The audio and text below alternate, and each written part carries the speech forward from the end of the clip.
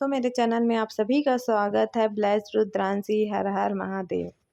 प्रदोष व्रत कथा। प्रदोष व्रत कल युग में अति मंगलकारी और शिव कृपा प्रदान करने वाली स्त्री अथवा पुरुष जो भी अपना कल्याण चाहते हैं यह व्रत रख सकते हैं। प्रदोष व्रत को करने से हर प्रकार का दोष मिट जाता है।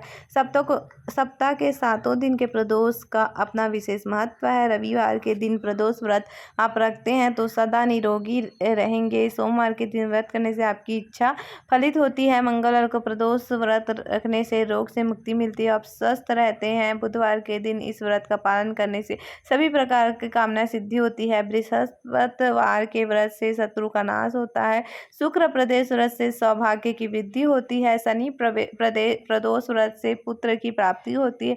इस व्रत के महत्ता को गंगा के तट पर किसी समय वेदों के ज्ञाता और भगवान के भक्त श्री सूत जी ने सनकादिक ऋषियों को सुनाया था। सूत जी ने कहा कि कली युग में जब मनुष्य धर्म के आचरण से हटकर अधर्म की राह पर जा रहा होगा, हर तरफ अन्याय अनाचार का बोलबाला होगा, मानव अपने कर्तव्य से विमुख होकर निज कर्म में संलग्न होंगे, उस समय प्रदोष व्रत ऐसा व्रत होगा जो मानव को शिव की कृपा का पात्र बनाएगा और निज गति से मुक्त होकर मनुष्य उत्तम लोक को प्राप्त होगा।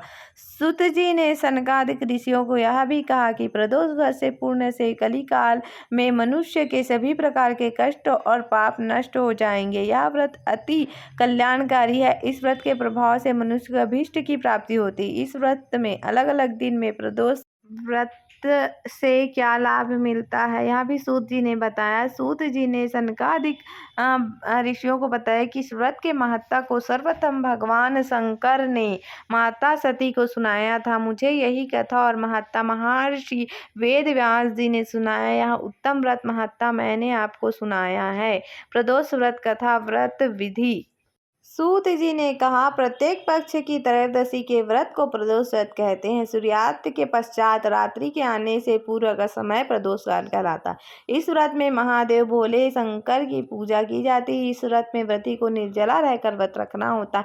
प्रातःकाल स्नान करके भगवान शिव की बेलपत्र, गंगा जल, अक्षत, धूप दीप सहित पूजा करे। संध्या काल में पुनः स्नान करके इसी प्रकार से शिव जी की पूजा करनी चाहिए। इस प्रकार प्रदोष व्रत करने से व्रती को पुण्य मिलता है। बोलो भोलेनाथ शिव शंकर की जय। हर हर महादेव।